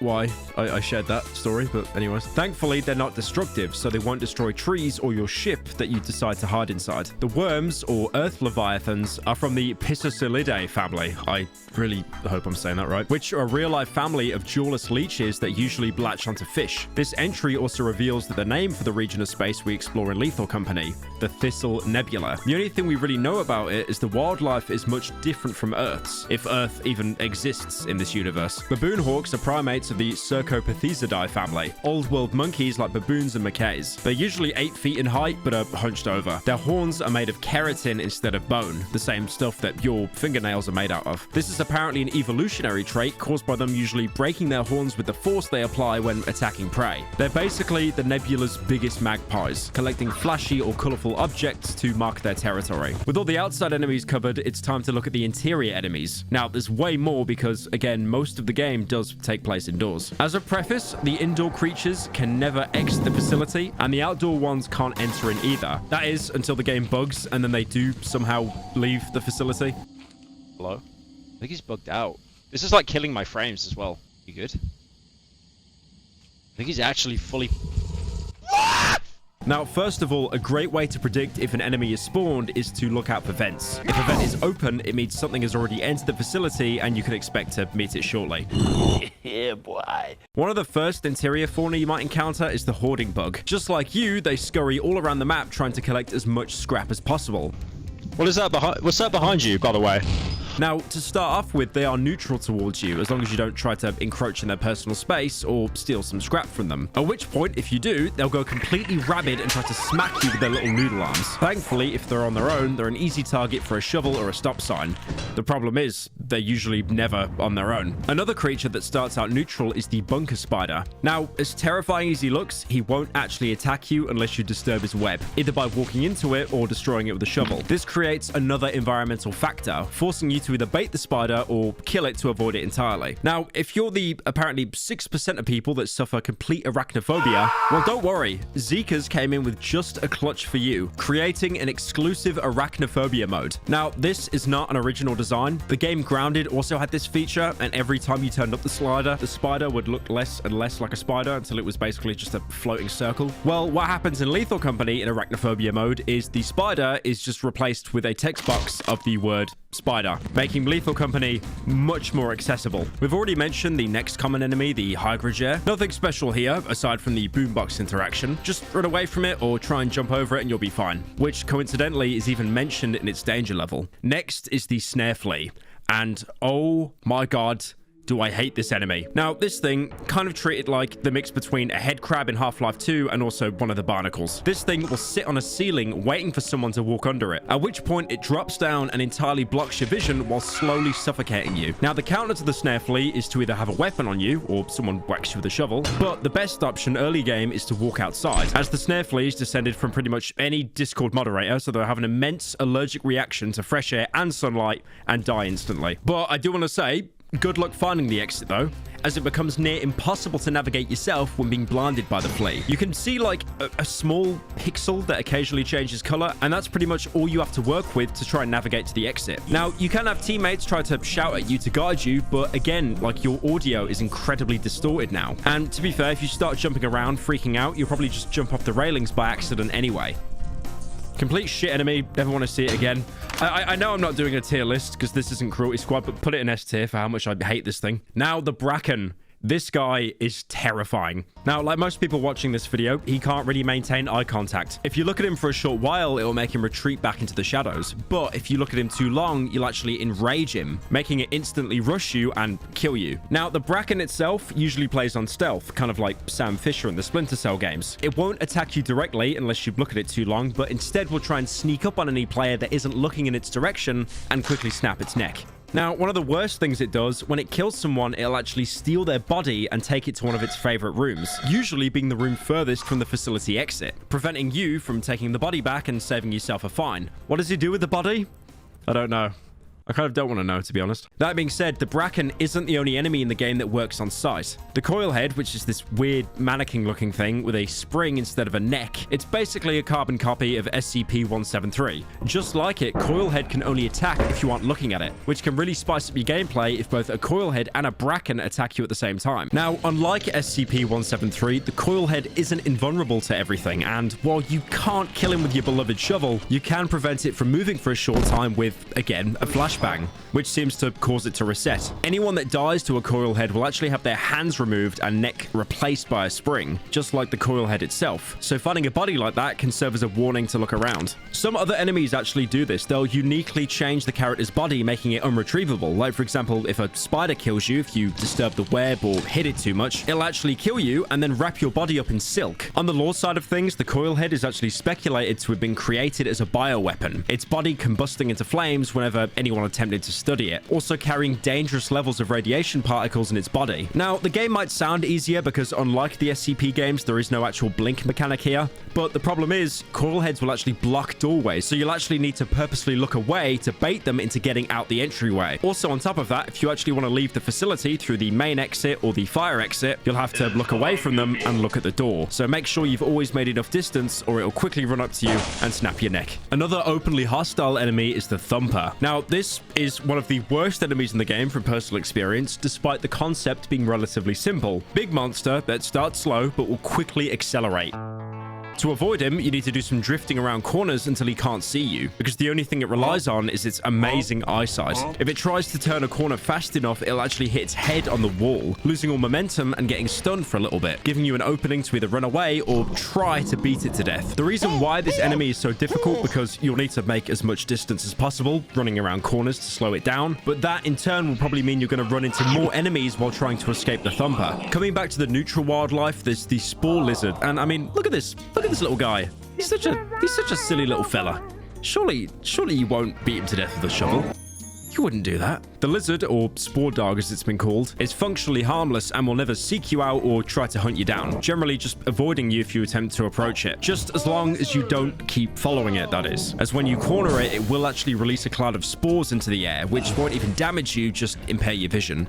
I'll be honest, like, even when you're being aggressive, the spore lizard really won't hurt you. Aside from the spores, it can bite, but it barely does any damage. If you see one, just call upon your inner pacifist and let the guy chill in peace. By the way, if you're wondering, the shovel actually can't deal damage to it, so it's pointless. So these are all the enemies you can find on most moons. Spawn rates vary, of course, but it's reasonable to expect these guys everywhere. The next few enemies, however, are only really common on the expert paid moons, sometimes only having a fraction of a percent to spawn on the free moons. The Nutcracker is one of them. Its behavior pattern mostly consists of roaming the corridors, occasionally scanning for players. When it starts scanning, it exposes its damage spot, an eye. When this happens, you have two options. Either stand still and don't move to avoid it seeing you, and run away once the scan ends, or engage it and repeatedly hit it in the eye to hopefully get its shotgun. Now, I'm not joking when I say the shotgun is absolutely game-breaking. Because keep in mind, every item you can buy from the company store either hinders, disables, impairs an enemy, but nothing actually outright kills it, apart from the shovel. I own a shotgun for self-defense, since that's what the company intended. 4 creatures break into my ship. What the devil? As I grab my pajama suit and Nutcracker shotgun. Shut up, bitch! Blow a golf ball-sized hole through the bracken. He's dead on the spot. Draw my zap gun on the Forest Keeper. Miss him entirely because of the sway and nail the eyeless dog on the other side of the map. I have to resort to the flashbangs kept in the storage closet. Tally-ho, lads. The flashbang barrage creates a miniature sun in the entryway, killing the Forest Keeper and the Thumper. The sound and flashes setting off facility alarms. I fix shovel and charge the Baboon Hawk. It gets smashed into a pulp, waiting for its pack to arrive. As shovel wounds are impossible to recover from. Just as the company intended. Now, the shotgun, like I said, is completely insane, and it lets you kill most lesser enemies in one hit. But it does come with one huge drawback, the ammunition. You can never buy ammo unless you mod the game. The only way to legitimately get shotgun ammo is to kill the Nutcracker, as they'll always drop a shotgun loaded with however much ammo they had chambered in the time that they're killed. Plus, on top of that, 2 additional shells in reserve. Meaning you're basically at the mercy of RNG to spawn a Nutcracker, or if you run out of buckshots to stuff the Thumper that's running at you. Also, never leave the safety off the shotgun if you're dropping it on the floor. Now, there is an option to turn the safety on and off. Seems completely pointless, but never have the safety off if you drop this thing on the floor. It's easy to imagine what happens if you step on a live firearm. The last enemy logged in the bestiary is the Jester, and it's basically a ticking time bomb once it spawns. It has 2 phases. The first one, it's just a music box and tries to seek out players. When it finds a player, it winds itself up, which puts you on a 40-second timer to get the hell out of there. Once it finishes playing a distorted version of Pop Goes the Weasel, the real Jester pops out of the box, a horrid skeletal head with a huge fleshy neck. Once it enters the popped phase, there's nothing you can do but run. It knows exactly where you are on the map, and it only gets faster the further away you are, meaning it will always catch up to you. There's no way to kill this thing, even if you have the shotgun. The only counter is to exit the facility doors, which will reset it and put it back to its docile state. This enemy is actually so dangerous, it will basically define your runs in this facility, dictating when you can go in and out. Like I said before as well, it's invulnerable to damage, but its wind-up can be slowed down by the zap gun, giving you extra time to scavenge. As I mentioned, that was the last logged enemy, but there are some creatures that even the seemingly all-knowing terminal doesn't have information about, presumably because they either wiped out anyone who encountered them, or any account of spotting them wasn't believed. The first one of these creatures are the Masked. There's 2 ways for them to spawn: as a normal enemy encounter, or from an employee being stupid enough to wear the definitely not suspicious-looking theater mask laying around the abandoned plant. Now, this is again similar to another SCP, this one being 035. Putting on the mask that you can find as scrap will cause you to be taken over by them. This, of course, will kill you straight away. With the mask now controlling your character, it will try and simulate your behavior, like peeking around and looking for scrap. This can also fool the ship operator pretty well if they aren't on the lookout, meaning they can accidentally teleport a masked player back to the ship. The masked will try to follow players that they find, and if they get too close, will start an insta-kill animation that turns them into one of them. So having one teleport onto the ship will usually result in everyone dying and you losing that that precious quota. They're also the only recorded enemy that can leave and enter the facility themselves, making this one of the most dangerous enemies if left unchecked, especially if you don't have good communication established with your team. Help! Fortunately, your trusty shovel or American special double barrel is always a good option against them, just as long as you don't get too close to them and get stun locked in their kill animation. Even if that happens though, it can actually be stopped by a teammate attacking them, so walking around in a group is a reasonable strategy to ensure survival. And now, the last true enemy not recorded in the bestiary, the Ghost Girl. This enemy is schizophrenia incarnate. What the fuck is that? Now, there is a lot of different examples about her behavior, but I'll try and sum it up for you. When you spot her, she'll either give you that light-skinned stare or start chasing you, which is even more terrifying because by the look of it, she actually emanates her own light source, so she won't actually blend into the dark like every other enemy you see indoors. She'll stand out on purpose. And if she doesn't disappear then, she might start chasing you. And if she touches you, will be an instant kill on contact. So you should probably consider running away like a little bitch, which is, to be fair, the strat for pretty much every single enemy in the game. Although, unfortunately, with the girl, you can't stun her, and you can't blow her away with a shotgun, much like any child in a Bethesda game. On top of that, she can actually haunt you outside the facility, so just like the Masked, you're actually never safe from her. You can avoid her if you stay on the ship and never look outside once you know that she's going after you. But this has the ultimate drawback of being really safe and boring. And also, on top of that, you're a coward. The interesting thing about the Ghost Girl is how she actually picks her targets. The game basically keeps a score for every employee, selecting the one with the highest points to be haunted. It includes conditions like being injured, carrying a lot of credits worth of scrap, or having the highest paranoia or insanity value. Paranoia is a value you might remember from the post-game screens, where you usually get bullied and called the most paranoid employee. Now, I thought this was just like a random buzzword, but it does actually have implications similar to phasmophobia. This stat actually keeps track of how much you turn around, which is actually really similar to a Wii game called The Grudge, where you'd get a score depending on how much you shook the Wii remote whenever there was a jump scare. Insanity, on the other hand, simply counts how close you are to other players. The value will increase passively every in-game tick, and it'll increase slower if you're, for example, inside the ship instead of the interior, and decreasing if you're either near your crewmates or talking to them on the walkie-talkie. It works a little bit different in single player, but again, if you're doing this single player, you're probably already clinically insane. The Ghost Girl can be dangerous when you first encounter her, but it's actually not too hard to play around her once you learn the mechanics. Like I already said, she will only target one player, so the others won't even see her. So if you're wondering, yes, technically, the Ghost Girl is an all-in-the-head enemy. Well, that's pretty much everything. The gameplay loop, the items, the enemies. Wait, what? What's this post-it note stuck next to the terminal? Sigurd? What does that even mean? Hold on.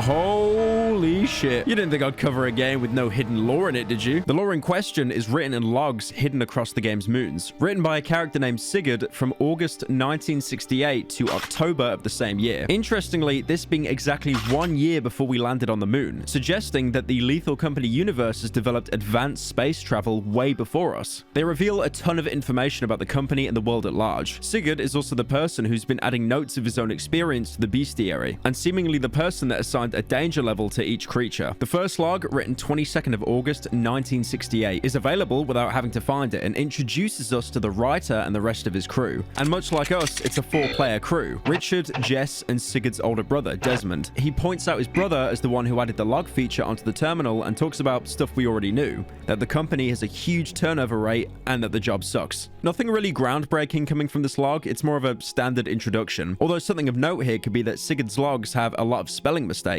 despite saying that he's going to write in a professional manner. This and his overall writing style could point to him being like a child or a young adult, which, if true, could show how desperate people really are in this universe. If even young people have to take a job that they know will almost certainly kill them. It's nothing we can really confirm. He could also just be very dyslexic. The next 3 logs start in a similar manner, being mostly Sigurd complaining about the job and his crew members. These logs are smells here, which can be found on assurance, swing of things found on experimentation, on a water tower catwalk to the right of the ship's exit, and shady, also on experimentation, only accessible by jumping onto a pipe from the fire exit staircase. Sigurd mostly talks about casual complaints about working for the company, like the suit being too tight or the beds being uncomfortable. Also mentioning how everyone smells, especially pointing out Richard as smelling like a rancid tuna can. Apparently a detail so important it's mentioned in almost every log following smells here. This potentially reveals that Richard could have been a 50,000 karma redditor before working for the company, as it would explain his aversion to showers and vile smells. Ew! You must be from Reddit. Ew. The logs also reinforce the idea behind designating a ship operator, with the writer talking about how they always leave someone on the ship for camera duty and that Sigurd himself loves it. There's some other little strategy tidbits thrown around, like Sigurd saying it's important to have at least one shovel for the ground team so they can bash anything that moves, and revealing how to open secure doors from inside the facilities. Again, nothing we didn't already know, but it helps ground Sigurd's story and really show that we're basically stuck in the same cycle that he was. The logs imply Sigurd may have had issues with his father, who apparently pushed him into getting the job, which ended up being to work for the company, with Sigurd even cursing him over it. Aside from this, not much is really known about the rest of his family or their living situation, but it definitely sounds like his father wanted him to get a job, not because of money issues, but because he wanted Sigurd to finally stop living off him. The real interesting stuff is left at the latter part of these logs. The first log of the 3 is written on the 24th of August, and it mostly sets up Sigurd's curiosity about the company's true purpose when he starts to comment about finding some frying pans and a nail, not understanding what the company would even need it for. Sigurd actually brings up a really good point here, because you can find some really high-tech loot, like for example generators that power entire facilities, so whatever the company needs with this scrap, it's obviously not for the tech. This is worthless. The second log, written on the 27th of August, mentions selling some items to the company. He describes psychotic sounds coming from behind the counter, not even being able to see what was making the sounds beyond the shop window, as his flashlight couldn't reach into it. This part of the log reads very frantic, presumably since he was terrified of what would happen, and it's probably after this moment that Sigurd really decides to look deeper into the company. The third log, written on the 31st of August, is mostly filled with his thoughts about the company, showing how much of his mind it occupies. This overarching theme of this log is that the company doesn't seem to actually have any human representatives, only communicating through fake, disembodied voices like assessment exam, which Sigurd mentions being held over the phone with what he calls a weird voice. With the ship itself even being autopiloted without any human input. The log ends with Sigurd distressedly talking about having bad dreams and wanting to go back home, but still having enough pride to not go crawling back to his dad. On top of this as well, which isn't mentioned in the log, keep in mind that any time the company actually talks to you, it's all through automated text-to-speech messages, which I don't think was Zeeka's trying to save money. I think that is a deliberate intention. An interesting thing about the log also reveals that Sigurd's contract is only supposed to last 1 season, so probably around 3 months. Considering that his situation looks exactly the same as ours, we can assume that the contract we sign is the same as well, which could point to there being a possible way out for us if we just survive 90 days of ever higher quotas. Now, I've looked online and I can't actually find anyone getting as high as 90 days because around day 60, the quotas already get so impossible without physically cheating. So most likely this was never a reachable milestone, with the ending probably not even in the game. But more than likely, the reason why the company sets such an impossible goal is because you'll die, fail the quota, and get ejected into space, and the company ties up any loose ends. After these 4 logs, this is when the story really starts to pick up. Starting off with Sounds Behind the Wall, written on the 4th of September. This log is found on Gordian, where the company building is. When you leave the ship and go left, you can find an openable vent. Going down the ladder and following the catwalk will take you to where the audio log is. The log opens up with Sigurd saying that the company is buying scrap at a rate of 120%, which is apparently very rare. I mean, it's got to be rare because that never actually happens in the game right now, meaning it must have been a very special occasion for the company. The log, yet again, continues to mention how Rich smells like shit, but then turns into a recollection of the latest trip for the company. I heard the worst sound behind the wall of the company building. It sounded like crying. Red faces all churned up and swept away by concrete, like the pestle and bowl my mom crushes her seeds and spices in. I still hear it. It's a nightmare. No one else heard it. They don't know what to do. Jess thinks I'm homesick. No, I'm sick of this cheap suit. Now, this sounds very Lovecraftian, but it's really only the beginning of Sigurd's nightmares as he continues working for the company. The next log is written on September the 7th and is much more somber in tone than any of the previous logs, titled Goodbye. We left behind find Rich. We just had one room to check and we could be done for the day. I couldn't get the door open, and then I looked and Rich wasn't there. It was the fucking wrinkly skinflower head man that walks on two legs. It turned his neck. I heard the crack, but he wasn't there. I wanted to find Rich even if he was dead, but they're cowards. Their faces are blank like idiots. There's nothing moving in their stupid skulls. All they wanted to do is leave. They were gonna leave me too. We all hated Rich, but we didn't want this. This isn't worth it. It's just not worth it. We got a pair of scissors, a box full of stamps, and a bundle of cords to sell for nothing. It's not worth it. What does the company even want it for? The creature that attacked Richard was probably the Bracken, with the characteristic flower appearance and its killing method being snapping the neck, with it even taking Richard's body away like it does in-game. Come back! Sigurd is clearly trying to cope with the loss of a crewmate here, getting stuck on the second stage of grief. Anger. Anger at his teammates for not helping him. Anger at the Bracken. Anger at the company that basically sacrificed Rich for a few pieces of junk. What did it cost? Everything. Goodbye can be found on March, on the fire exit straight left from the doors of the ship. The log that comes after still has signs of Sigurd's grief, but it makes it seem like he's mostly moved on to somber acceptance, with him calling the company to report the incident. Once again, the only form of contact with the company is a fake voice on the phone, even talking so fast that he can barely understand the words, similar to the PSA that plays at the start of every game, speaking so quickly that you can't even understand what it's saying.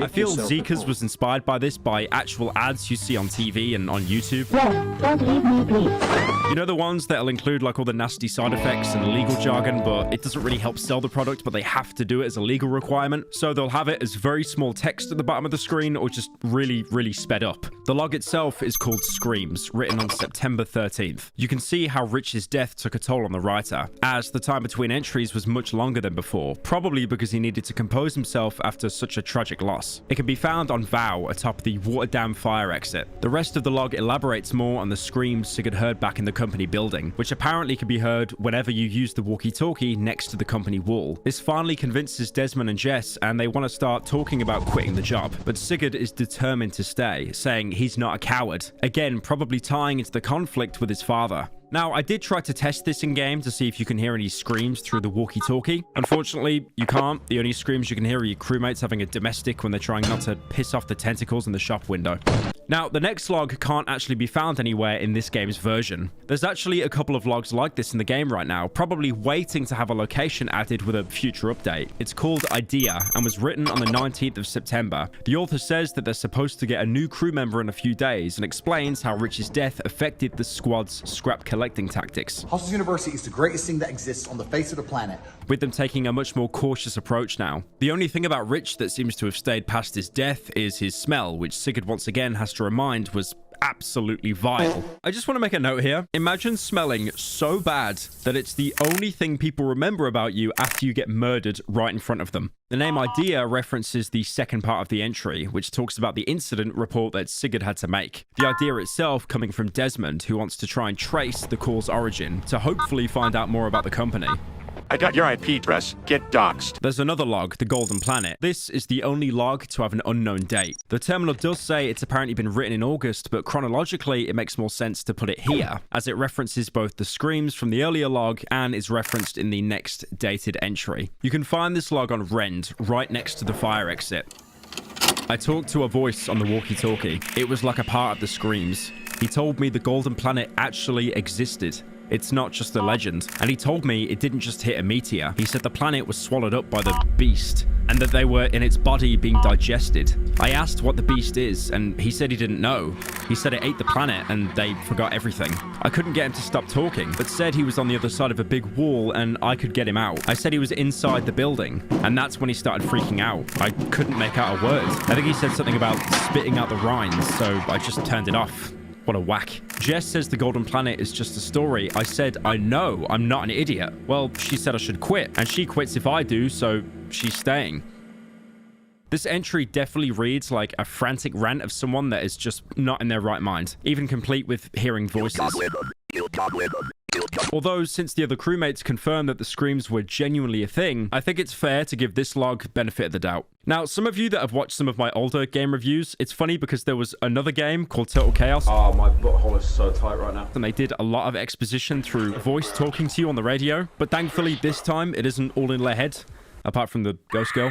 The Golden Planet isn't actually mentioned anywhere else, even though it seems like an incredibly important aspect of the company's history. From what it sounds like, it could have been a paradise world, maybe even the equivalent of Eden in this universe. The most popular theory I've seen talked about is it was literally a planet made entirely of gold, which could be supported by the fact that the highest worth item in the game is a gold bar. It's impossible to say for certain though, as in this point in time, everyone seems to think it's a legend, so I think it's safe to say that the beast must have consumed it long before Sigurd was even around. The voice on the radio seems to be a past inhabitant of the Golden Planet, stuck inside the beast's stomach. Again, fairy developer. For some reason, it starts freaking out when Sigurd tells it that it's inside the building, after which it mentions spitting out the rinds. Probably isn't the beast devouring everything edible from the planet and then spitting out a lifeless husk. Weird thing is, whoever is talking seems to still be alive, even though the planet must have been devoured hundreds, if not thousands of years beforehand. It could mean that the beast isn't actually focused on digesting people, but exclusively inorganic matter, which would explain why we're sent to only find random scrap instead of trying to capture plant life or animals. The voice could either be one of the original occupants of the planet, kept alive by the beast mid-digestion, or one of their descendants, meaning that the entire planet's civilization could still be alive. Alternatively, this could really just be an echo of someone who died long before. Once again, we don't really have enough information to be sure. The entry ends with Sigurd stubbornly refusing to leave the job again, even after such a huge reveal. It feels like an extremely immature thing to do, especially if he was reminded of his own mortality only weeks earlier, again suggesting that he might not be fully developed yet. That, or he feels like he's in too deep and he really wants to find some answers. What's in the box? What's in the fucking box? Nonsense is the next log. Aptly named since it reads more like the first few, mostly being complaints. Complaints like the weather being hot, the new guy Lucas being confused and scared, with Sigurd even going as far as to call him a baby. It's written this way specifically to annoy his brother, who asked him to keep his nonsense to a minimum, again causing a very childish reaction. The log is written on September 27th, and in-game it can be found on Rend, in a clearing between the mountains and the fire exit. The big reveal of this log is that Desmond actually managed to trace that call back to a group of people on the other side of the solar system. This, of course, wouldn't make any sense, except we heard that the company building is a front for the beast, not their actual HQ. This is pointed out by Sigurd when he shares his new theory, that the company trapped the beast and is using employees like their crew to feed it scrap and keep it tame. It's a decent theory, though nothing really supports the claim that the company are actually the good guys here. What with all the, sending employees to die on desolate moons just to get cookie tins and a piece of sheet metal. But if we turn that theory upside down, who are we playing as? Can we guarantee that we're actually good people in this situation?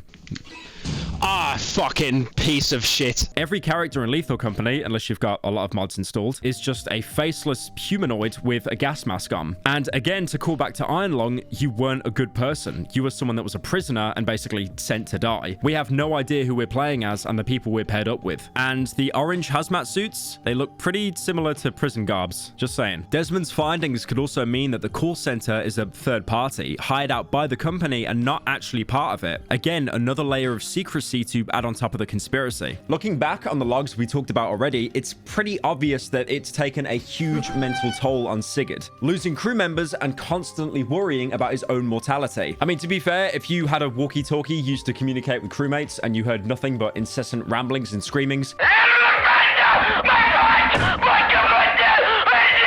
it would be very hard to stay sane. This is especially shown in the log Hiding, written on September 30th. Yet another log you can't actually find in the game yet. I keep having bad dreams about the company building, where the company breaks out of that giant concrete wall, but I don't know if it looks like anything. I just think it's really big and fast. We can't figure out a way to know if the voices on the phone are real. Desmond says it's too far away. I asked him if we could take control of the autopilot, and he says I'm crazy, and that could kill us. Yes, I am crazy, Desmond. He says we would have to get our own private flight to go to the coordinates, and who knows what would actually be there, so what if it's nothing? I started wondering how I can't really remember how we got here. No, I just remember little things, like the shuttle flight to the building where we signed our contracts. But I don't remember getting on the shuttle. I don't remember saying bye to Dad. In my dreams, it feels like the company isn't trapped in there at all. It's just hiding. I don't know if I'm going home. The entire entry sounds desperate. Sigurd is put in a situation way beyond him, and he can't deal with having any control over it. There's no way for him to break open the company building to see what's inside, and even if he could,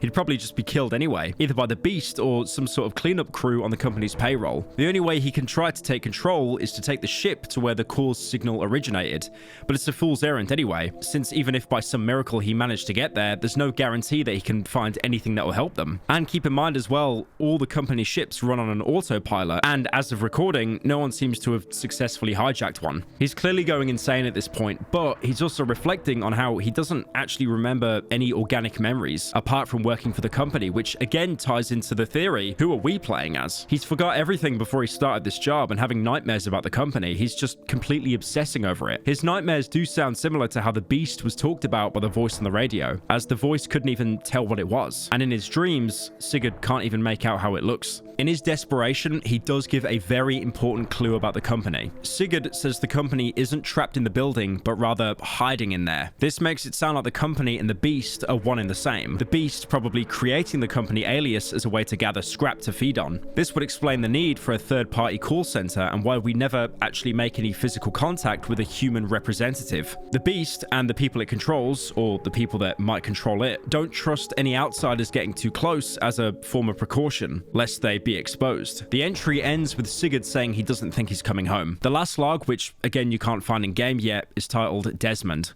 written on the 3rd of October. This entry is written by Desmond rather than Sigurd, possibly meaning that Sigurd is either dead or has gone entirely insane. Desmond, October 3rd, 1968. I'm encrypting these logs to keep them hidden, as I fear the system will be wiped if they're found. It's all a guise. We're supposed to think that it's all just a transaction, but our real job is keeping an incredible terror fed. How long until its fullness ends and its hunger is insatiable? God knows. Maybe it has to do with all these desolate moons. Whoever reads this, I'm sorry to burden you with this. Please have a good day and night, as what else is there for us to do? Desmond has clearly given up on trying to fight back against the company, facing impossible odds. He confirms the theory that we really were just hired to feed the Beast in the company building, and adds that the Beast's hunger might be responsible for the moons being wiped out of life. This could mean the company wiped out Val's population or bled Titan dry of resources. Maybe it was even behind the facilities on experimentation. If anything, this reminds me of the Brethren Moon from Dead Space. Now, as we know, Dead Space, very good franchise. First one was amazing, second one was great, third one, we don't talk about the third one, but the way the monsters worked in that game, they were called necromorphs, and it was basically dead tissue that would come back to life. That is nothing like the company building, but the final stage of the necromorphs and what the company building could be quite similar. When necromorphs had enough mass and reached the final stage of evolution, they would turn into a Brethren Moon, which was basically an entire infected planet that was sentient and alive, and its only purpose was to try to consume other planets. This could be something similar to what the Beast or the company building has become, wiping entire planets dry just to satiate itself. Desmond ends up accepting that he can't do anything and seemingly tries to move on with his life, as there's nothing more to be done anymore. He leaves the logs encrypted, but he clearly expected people to find them, evidenced by the lines at the end of the entry. Considering the year we played this game is 2532, as evidenced by the terminal load-up screen the first time you boot up the game, we can assume that the note we find that lets us access the logs wasn't written by Sigurd or Desmond themselves, but by another crew that came before us. Maybe the logs have been passed down between each crew of the ship as a warning to all future employees. It could have even been started by Desmond himself, perhaps to try and keep the memory of his brother alive. Looking back at the logs, the universe shown in them feels inspired by Lovecraft, if anything. A beast capable of devouring entire planets, along with all the abominations we encounter while searching for scrap that tie into the classic eldritch horror, even featuring a character going mad upon learning something that can only be described as a god. Now, Sigurd never actually managed to take action against the company, but it seems like some sort of group is actually trying to fight back or at least spread information. In the space below the landing landing site on Gordian, which you access through the vent, you can actually find a sort of torpedo drill-looking thing, as long as you can actually complete a jumping puzzle without dying. It has the words "Don't Tell" scrawled onto the side, and it looks like someone built it in secret to break through the wall of the company, though at the moment it's missing its main power source, with 2 empty slots looking like where the apparatus is slotted into the facility's generators. Now, you can get an apparatus and bring it to the planet, but you can't actually insert it yet. Now, this is probably going to be a function that you can do in a later update, possibly giving Lethal Company an actual real ending. But if that was to be an ending, I guess they'd have to make the generators specific or incredibly rare loot, because, you know, if it was only 2 generators to get the good ending, you'd have to land on 2 planets, take each of the generators, and then, yeah, GG, you got the A ending. As of this video, this is pretty much all the main lore about the Lethal Company universe. There's also smaller bits that mostly just set the tone, like the posters in the ship sounding like those friendly corpo slogans. You know, the ones you've seen in like every video game, that the company really does care about you. Like, I get it, we all know Aperture Science, even giving you a fake number to call from your company-issued cell phone, which you don't have, by the way. Overall, Lethal Company is an amazing game, and it definitely deserves its success. It doesn't reinvent the wheel because, you know, there's so many other games that I've mentioned earlier that are similar, and they came out years ago, but it adds just enough to be different, and I really had no idea how deep the lore went in this game. One thing this game achieves, which a lot of other games don't, is still having a horror game be scary despite it having co-op, because usually once you have your mates in the lobby, the spooky stuff isn't really spooky anymore, but because of your limited resources, you'll never reach a point where you can stomp on any moon. That is, unless you mod the game so everyone gets shotguns with infinite ammo. Unlucky. Also, Zekas, if you're watching this video, add me in the game, mate, please. I know you're a multi-millionaire. The most I can offer is 5 quid.